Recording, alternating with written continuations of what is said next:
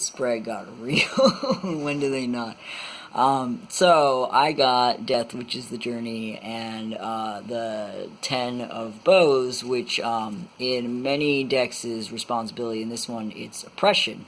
And we're going to go into that more, and you can see what's right near it, which is wealth. And below that, the breath of life. So we're going to start from there, which is, we're going to go this way.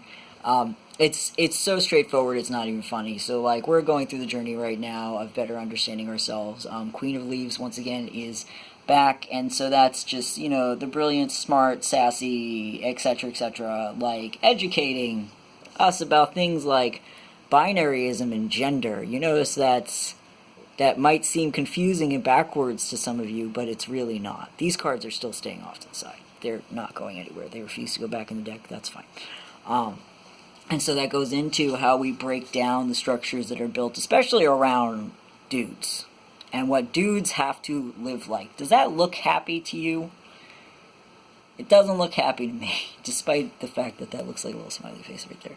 But so this goes into pouring the emotion into what actual wealth is, which is like being not always feeling like you're having to defend yourself at every corner, which is everyone on this planet, I think, and I think that's going to change.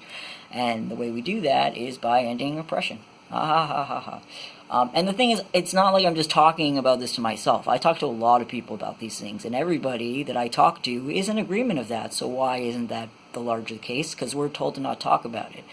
So this is where we go into the Ace of Wands right there, which goes into the beyond the breath of life, the spark of life.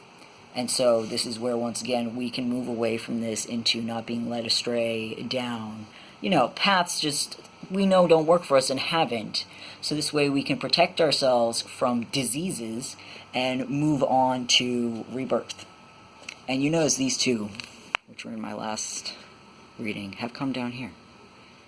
The Fool and the Emotions. And this is basically how it works, guys, and I get it. It's very stressful to suddenly feel like you're going to flip out or cry or whatever, but that's part of the process, and there are things you can do to calm down, so that way you can go back to being, you know, the Fool, because you're learning your new journey now. And it's your journey. Anybody else is going to be able to do it for you. Nobody's going to be able to tell you how to do it. We can just talk about it, and from there, learn from one another. Intersectionality. Yeah, Nmultis.